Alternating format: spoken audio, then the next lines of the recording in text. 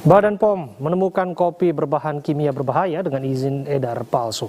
Produk kopi ini diketahui mengandung sildenafil dan paracetamol tanpa standar yang dapat menyebabkan resiko gangguan jantung hingga kematian.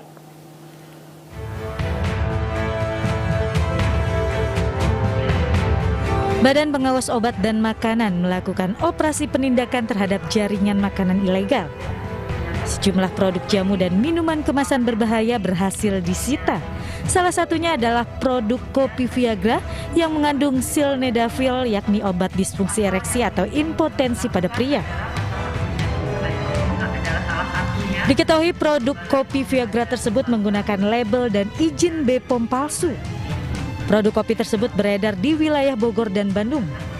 Efek peningkatan stamina yang drastis dalam waktu instan dapat beresiko gangguan jantung, kanker hingga kematian. Nah, ini bukan obat, ini adalah jamu, kemudian juga pangan, yaitu produk kopi yang seharusnya tidak boleh dilarang mengandung bahan kimia obat. Ya. Hasil operasi telah menemukan beberapa barang bukti, yaitu bahan produksi. Badan POM telah mengamankan 2 orang tersangka dalam produksi barang ilegal tersebut. Masyarakat diimbau untuk berhati-hati, utamanya dalam membeli jamu dan obat-obatan tanpa izin produksi yang jelas. Pemirsa, kita langsung saja tanyakan apa yang terjadi bersama dengan Muhammad Kasuri, pelaksana tugas Deputi Penindakan Badan POM. Assalamualaikum, selamat petang Pak Kasuri. Waalaikumsalam warahmatullahi wabarakatuh. Selamat petang Mas Abraham. Ya, semoga sehat selalu ya Pak ya. Amin, amin. Terima kasih. Pak, berbicara soal kesehatan ini yang kita wanti-wanti sebetulnya. Orang lagi jaga kesehatan, termasuk mereka yang adiksi terhadap kopi. Sekali-sekalinya mereka kopi. Mereka harus menelan pil pahit bahwa di sana ada kandungan zat berbahaya. Sudah berapa banyak warga kita yang mengonsumsi kopi mengandung zat berbahaya yang dimaksud? Iya, tentunya adanya peredaran kopi mengandung bahan berbahaya ini menjadi concern Badan POM untuk selalu meningkatkan tugas dalam rangka pengawasan dan perlindungan terhadap masyarakat. Karena kenapa? Salah satu persyaratan di dalam pangan olahan maupun obat tradisional itu persyaratannya tidak boleh mengandung obat dan tidak boleh mengklaim indikasi suatu tertentu, apalagi ini mengandung salah satu obat yang kategorinya obat keras, yang penggunaannya itu harus diawasi oleh dokter karena tadi itu resikonya juga sangat tinggi, sehingga tidak sembarangan. Nah, dengan adanya produksi ini ditambahkan obat, tentu yang karena yang memproduksi itu tidak menggunakan cara produksi yang baik, sarananya juga tidak memenuhi persyaratan, tidak ada kontrol kualitas, tentu ini potensi bahaya yang diterima masyarakat sangat besar. Iya, Pak Kasuri, Anda senang ngopi? Suka. Suka ya Pak ya? Kita berbeda Pak, saya nggak suka ngopi Pak. Tapi saya khawatir buat siapapun pemirsa atau warga kita yang senang kopi, mereka nggak bisa membandingkan yang mana yang kopi disebutkan kopi yang asli, yang mana yang mengandung bahan kimia berbahaya Pak? Anda punya masukan?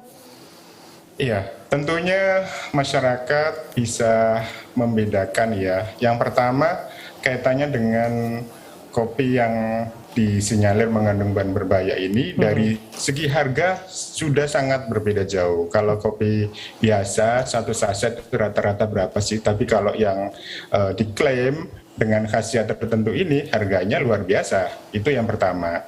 Kemudian yang kedua, tentu masyarakat juga harus memahami kalau ini mengandung obat tentu memiliki efek yang sangat instan. Kemudian iklannya juga berlebihan kaitannya dengan itu. Ini yang menjadi hal yang harus diwaspadai oleh masyarakat. Kemudian yang berikutnya adalah kaitannya dengan namanya juga akan berbeda, tidak ada melanggar etika kaitannya dengan penamaan kopi jantan lah, kopi lanang lah di situ. Kemudian juga dari kemasan ini juga menampilkan gambar-gambar yang tidak sesuai etika. Ini mudah dipahami oleh masyarakat. Kiranya kalau mendapatkan produk yang seperti ini tentu tidak dibeli atau dikonsumsi. Oke, yang saya khawatirkan untuk saudara-saudara kita yang doyan sekali kopi ini Pak. Apalagi mereka yang bisa mulai hari dengan kopi, ada yang bisa 3 kali sehari, ada yang sambil, sekarang ada lagunya itu kan Pak, lagu Mari Ngopi gitu kan, yang dipopulerkan oleh pejabat publik kita, dan mereka malah makin sering tuh ngopi Pak. Yang saya mau tanya, dengan semakin sering ngopi, tapi ternyata ada zat berbahaya yang ada di sana. Gangguan kesehatan apa yang fatal yang mungkin saja mereka akan rasakan? Iya, kalau mengkonsumsi kopi yang normal, kopi biasa dengan durasi yang wajar, interval yang wajar tentu akan tidak terlalu mengganggu kesehatan. Tapi kalau yang mengandung bahan kimia obat ini tentu sangat berbahaya. Apa bahayanya? Ini dimulai dari gejala ringan, mulai dari sakit kepala, kemudian pandangan kabur, telinga berdenging, jantung berdebar, hingga bahaya yang berat adalah kaitannya dengan jantung berhenti karena dipacu terus hingga menyebabkan kematian. Sebentar, Pak Kasuri, artinya ketika gejala-gejala itu ditemukan, jantung berdebar, mulai pusing dan lain sebagainya, artinya ada masalah dengan kopinya, bukan masalah dengan hati orang yang ngopinya, Pak. Iya, banyak faktor sih, Mas Abraham. Oleh karenanya tentu harus berkonsultasi pada ahlinya sehingga diketahui dari mana penyebab sakit tersebut. Oke, ya, itu yang harus kita antisipasi. Pak, sudah ada tersangka Pak untuk mereka-mereka yang tidak bertanggung jawab? Iya, dari hasil pemeriksaan para saksi sudah mengerucut 2 tersangka, namun demikian tidak menutup kedua tersangka ini masih terus kita kembangkan untuk membongkar jaringan yang lebih luas lagi. Oke, tentu saja harus ada pemantauan di tiap-tiap titik Pak. Kalau kita lihat kan tren ngopi ini kan tentu saja hampir di semua kalangan dan mereka mendapatkan produk kopi mudah saja dari mana saja begitu. Dan hampir tidak ada waktu sebetulnya Pak untuk mengecek barcode ataupun kemasan dari kopi-kopi yang dimaksud ya Pak ya. Anda punya cara khusus Pak, barangkali tips untuk mereka melihat dari sasetnya saja misalnya ya, kopi instan ya. Ini palsu, ini ada sesuatu yang salah dengan kopi yang akan disantap oleh mereka.